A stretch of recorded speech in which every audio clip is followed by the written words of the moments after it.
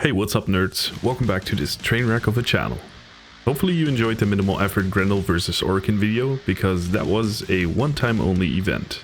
I've been having a little bit of a writer's block when it comes to scripting these videos, and overall didn't really feel like making any videos at all. However, we're back, stronger than before, and this time we're going to talk about my top 5 primary weapons in Warframe. Yes, you heard correctly, my top 5. That means this list is extremely biased and shouldn't be used as a tier list in general. Then again, we all know that tier lists are bullshit and you should just play whatever the fuck you want. That said, my name is Swag and I still make random videos on Warframe. If you liked the video, give it a quick thumbs up, consider subscribing for more Warframe content, and if you're interested in arguing with me about how bad Wukong is, live on stream, look down in the description box for the link. I'm also giving away 500 platinum once we reach 1000 subscribers as a way to thank you guys for the love and support over the last few months. Right, let's fire away with my number 5 of this short list. The Vectus Prime. Once my favorite, this sniper rifle of doom has what it takes to take down even the strongest of enemies. Sporting a 30% crit chance, 30% status chance, and an acceptable 2x multiplier, we all know this gun is a beast. Zooming in gives you 40% or 60% headshot damage boosts, and despite having only a 2-bullet magazine, the reload speed is insane and you practically use it as a Rubico Prime without having to reload. Shooting and hitting targets will also up the sniper combo shot counter, which with this particular sniper rifle is fucking ridiculously strong since it can shoot this fast. The Vectus Prime is often used in Eidolon hunts, or just to take out one big ugly bastard that's standing in between your squad and the inevitable victory royale. I obtained this heavy hitter from a Twitch Prime promo, including Trinity Prime and some other stuff when I started playing Warframe again. It has been collecting dust a little bit ever since, however it's still easily one of my favorite primary weapons in the game. I'll show a quick build for every weapon starting with this one. Flying over it instead of explaining every little detail, I do want to say that these builds are probably far from optimal, and I'll refrain from using rivets unless it actually changes what the weapon does. Which, spoiler alert, I won't use any rivets at all. So here's the build. Note that it will take you 3 to 4 forma to get this build up and running, but once you do, oh boy, this weapon is your enemy's worst nightmare. The parts can be farmed from the following relics. Okay, number 4 would be the Amprax, a mastery rank 10 weapon. The Amprax has a special place in my heart, because it allowed me to learn about how to deal damage in a whole different way, and it kind of carved itself into my soul when it comes to how I mod my weapons in general. Having a crit chance of 32%, a multiplier of 2.2, and a 22% status chance, this chainsaw looking beam weapon primes you for dealing a fuck ton of damage. However, it does have some quirks. For example, the beam chains between enemies with a max range of 10 meters, while the main beam has a range of 18 meters. The main beam range can be increased with Sinister Reach, although I would argue that this isn't really necessary. Also, the damage ramps up from 30 to 100% in 0.6 seconds of firing. This means you'll waste a little bit of ammo just to get it up and running. However, when you do get it to its max potential, it's a force to be reckoned with, regardless of enemy level. The build is fairly simple and relies heavily on hunter munitions.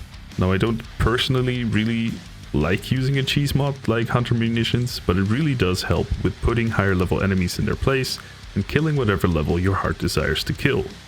So we got Serration for the damage, Vital Sense and Point Strike for crit chance and multiplier, Vigilante Fervor for more fire rate, combine this with a primary sentinel and you'll get some added crit enhancements, Split Chamber for multi-shot, Stormbringer and Infected Clip for the corrosive damage, and Hunter Munitions for a 30% chance of applying slash on a critical hit. The Amprax can be purchased from the energy lab in your dojo. Do keep in mind that you will need 8 Field Drawn and 3 Argon Crystals. So it's a bit heavy on the resources at first, but definitely worth it. Alternatively, you could go for the Ignis Wraith, which is a similar style weapon, however it doesn't chain beams. It's your basic flamethrower with some added spice. Now we could argue over which one is better or deals more damage or applies status better and whatnot, but just play whichever you want, to be honest. It doesn't really matter. The Ignis Wraith can be obtained from clans who participated in the Pacifism Defect event. If you do not happen to be in one of those clans, you will have to purchase it with platinum. Please be aware that this weapon is also often given away by those same veteran clans who participated in the event, or you could just ask for a free blueprint in the trade chat. Should you not get a free one for whatever reason, never pay more than 5 platinum for it. People who ask any more than that are scumbags and should get a trade ban in my opinion. As with the Amprax, the Ignis Wraith needs 5 detonite injectors and 3 argon crystals, but is also definitely worth it. Down to the top 3 we come to the comb, or Kuva comb. Doesn't really matter, but for the sake of consistency I will be referring to the Kuva comb. There's just something about a shotgun that ramps up in fire rate and deals insane damage, while having really good stats to begin with. Now I use my Kuva comb a little different than the average Joe might. I use it as a status applicator. Now before you start bitching, yes, I also hate using status applicators instead of just going for straight damage. However, there are 2 instances where I prefer to just have a status whore instead of killing shit straight away, and the Kuva comb is one of them.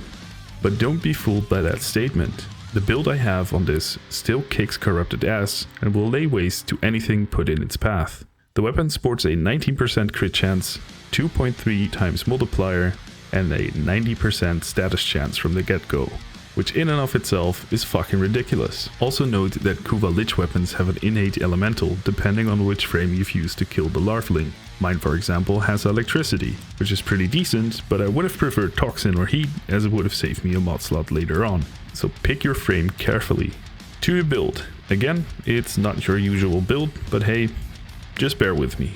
We got Toxic Barrage, Prime Charge Cell, and Scattering Inferno for the corrosive and heat elemental combo, basically ensuring some armor reduction and increased damage. Prime Point Blank for the raw damage, Primed Ravage for the crit multiplier, Blunderbuss for the crit chance, Shotgun Spaz for some fire rate, and Hell's Chamber for multi-shot.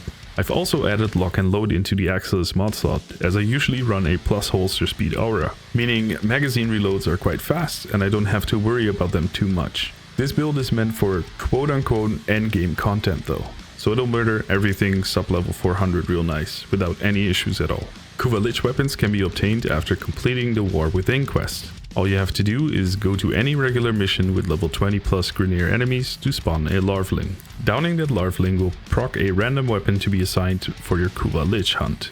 Quick tip, you don't have to take the weapon assigned if you don't want it. You can just end the mission normally and go back for another chance on a different weapon. Right, let me show you real quick what this weapon can do.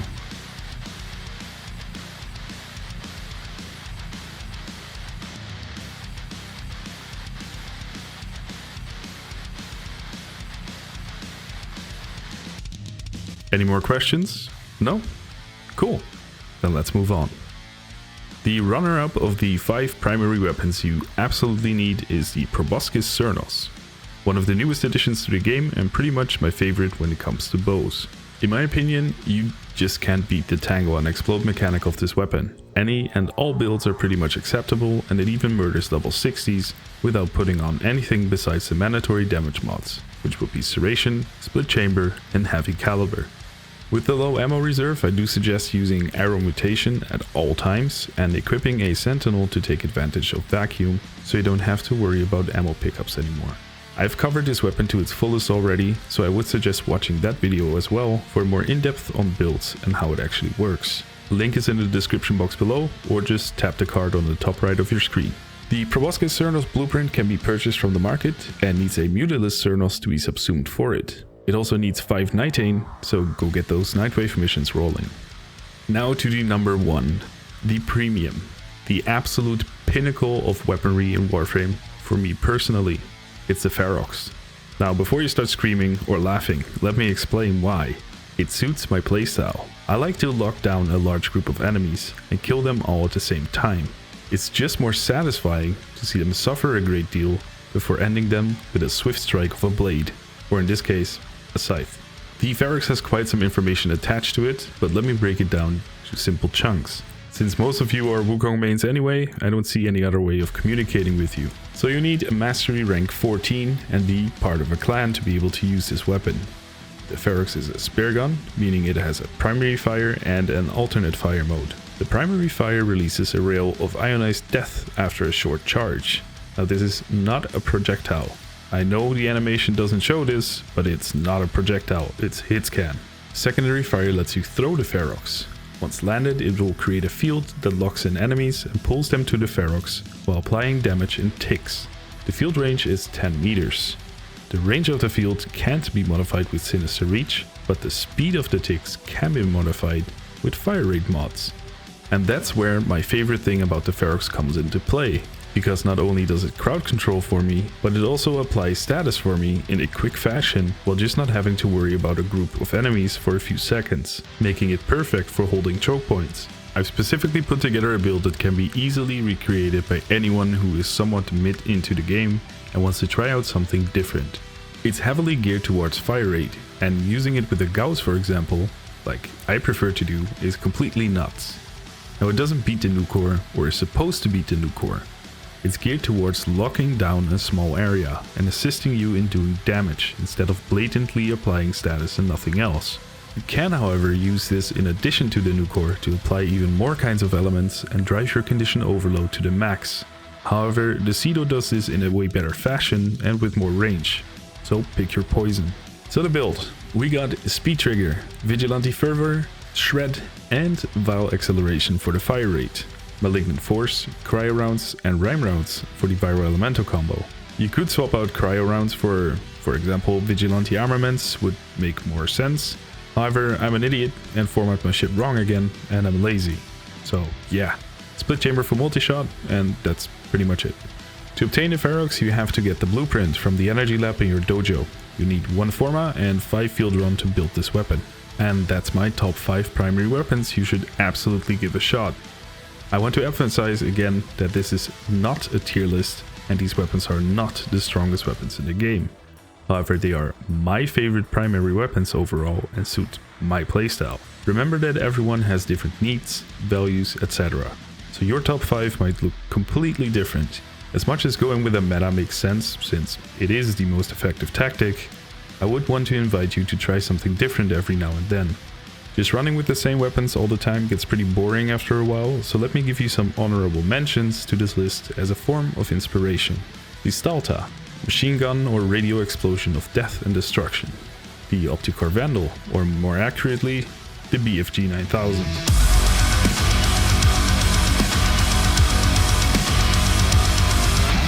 The Tsar, or rather, the let me rip a pirate cannon off a boat and shoot you in the face with it.